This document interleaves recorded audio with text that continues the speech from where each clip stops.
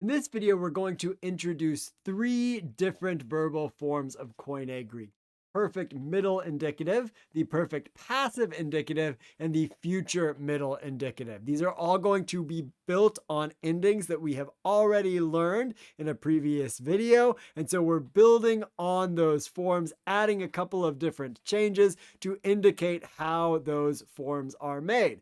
And as you may expect me to say here, Greek is a highly inflected language. And so those changes that I am talking about are the different inflections for the different things like tense, voice, and later on in the class, mood. So at this point, we've talked about the present tense in different voices, and the active voice, the middle voice, and the passive voice.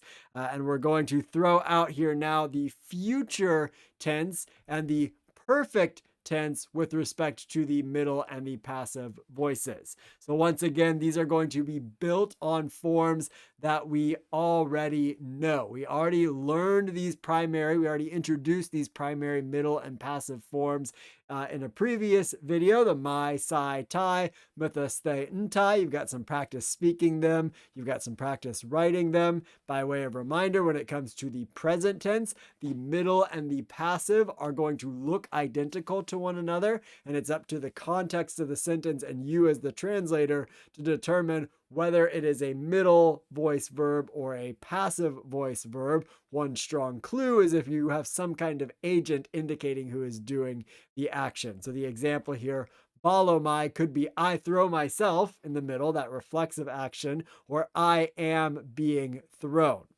We also talked about that particular second person sai ending, which does not look, the ending does not look like what you see when it's actually connected to a verb, because you get some changes that happen.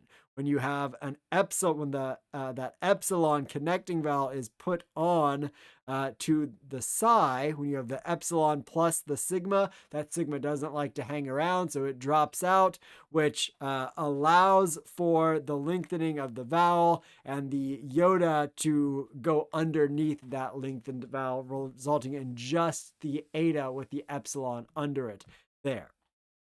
So those same forms, the primary middle forms, are going to be the basis for the forms that we're looking at in this particular video. So when it comes to the perfect middle and passive, we are also going to have these forms being used, these endings being used, that my, sai, tai, mitha, este, ntai. And notice here that the sai does stick around, and there's a good reason for that we're going to talk about in just one moment here. So looking at our sort of chart of forms of how the formation of the perfect middle passive happens, the perfect is indicated by by reduplication.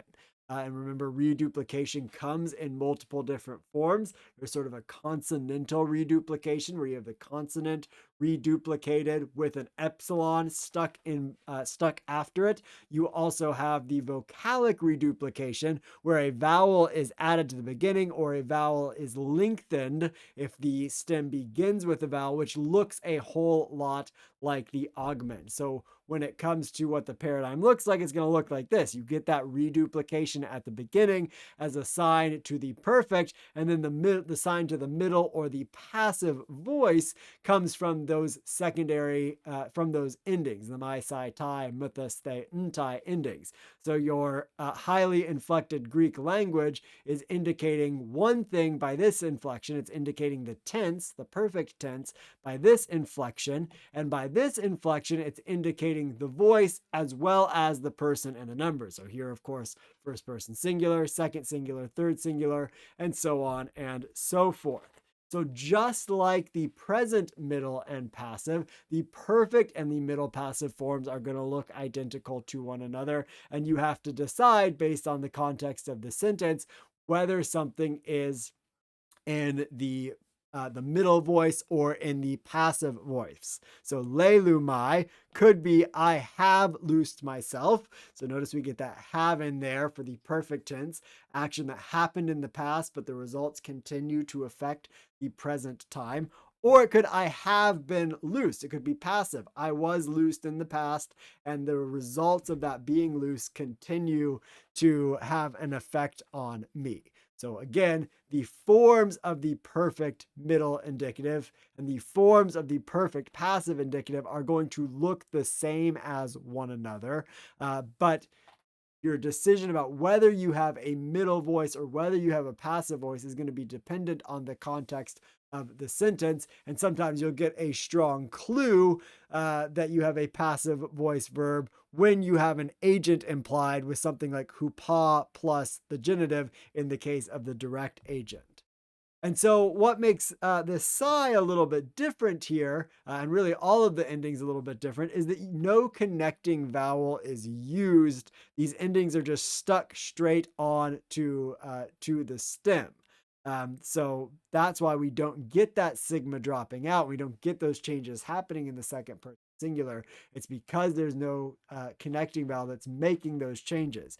There are times when doing this, when you just stick the ending directly onto the stem, especially a stem that ends in a consonant, you're going to see some slight minor changes, but usually you're still able to recognize the mai, sai, tai, mitha, ste, ntai embedded in there. So it usually does not cause all that many problems.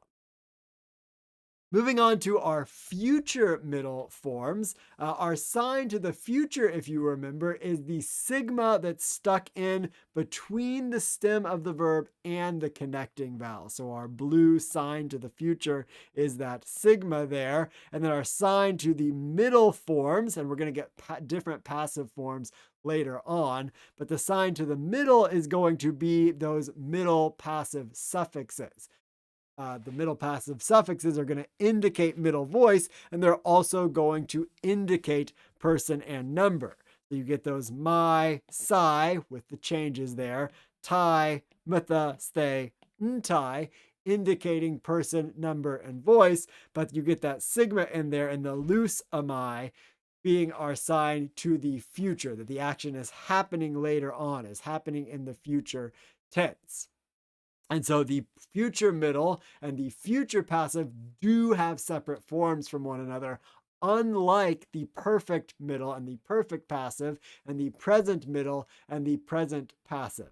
And notice again that we, in this second singular, we do have the connecting vowel, and this is why we get those changes with respect to that second person singular ending.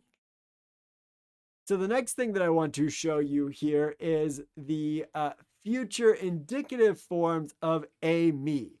So what we are going to get is the future. Remember, with the a me verbs, the verbs of being, we don't have any voice. There is no voice with a me verbs. There's no active, middle, or passive because existence just is. It's not active, middle, or passive. You're going to get a sigma as a sign to the future with respect to a me verbs, and we're going to get endings that are familiar to us. So we're going to get that a ending in the second person singular. That's a sort of reduction of the psi, but no connecting vowel is used in the third person singular. So it's going to look like this. We have ace amai, esse, estai, esamatha, eseste, and es ontai.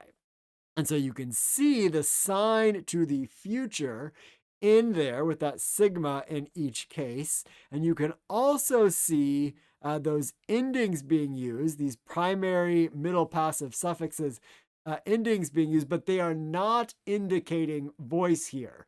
They are just the endings that are used for the future indicative of to be. So I will be, you will be, he, she, it will be, we will be, y'all will be, and they will be. So again, no voice with respect to the to be verbs, but the future is sort of signaled to with the sigma, and these suffixes that we have been learning, these primary middle passive suffixes that we've been learning primarily for middle and passive forms, are simply used for the endings of the future of the to be verb, a me.